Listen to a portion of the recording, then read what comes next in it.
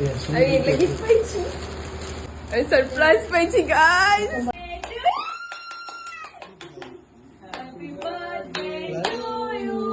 সেই দিন ছিল 1 আগস্ট, আমার জন্মদিন। 31শে জুলাই রাত 12টার দিকে দাদা দিদিরা মিলে আমায় একটা ছোট্ট সারপ্রাইজ দিয়েছিল। সেই রাতটা কখনোই ভোলার নয়, কারণ সেই রাতে ছিল মুষলধারার বৃষ্টি আর ছিল না কারেন্ট। কিন্তু তবুও বাঙালিকে থামায় কে? যেটা প্ল্যান হয়েছে সেটা তো হবেই। কিন্তু যাই হোক, পুরো বিষয়টা কিন্তু আমরা দারুণ এনজয় করেছি।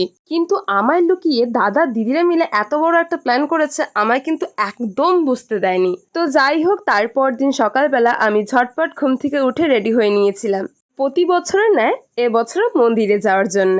এই বছরও সেটার ব্যতিক্রম হতে দিইনি। প্রতি বছর তো মা আমার সাথে যায়, কিন্তু এবার দিদি যাচ্ছিল। তো যাই হোক, তারপর আমরা গাড়ি ধরে সোজা চলে গেলাম কোটমোড়ে, এবং কোটমোড়ে গিয়েই দাদার দোকান থেকে নিয়ে নিলাম ধূপকাঠি, মোমবাতি। তারপর দাদার দোকান থেকে বেরিয়ে চলে আসলাম মন্দিরের সামনে।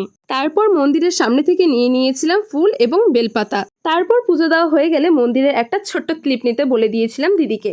আর হ্যাঁ, যেটা তোমাদের একদম বলতে ভুলেই গিয়েছিলাম, এই মন্দিরটার নাম হলো মায়ের ইচ্ছা কালীবাড়ি।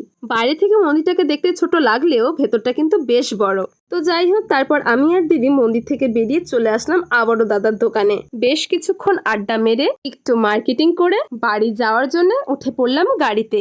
আর আমার হাতে ছিল ঝালমুড়ি আর দিদির হাতে ছিল পেয়ারা মাখা। খেতে খেতে চলে আসলাম বাড়িতে।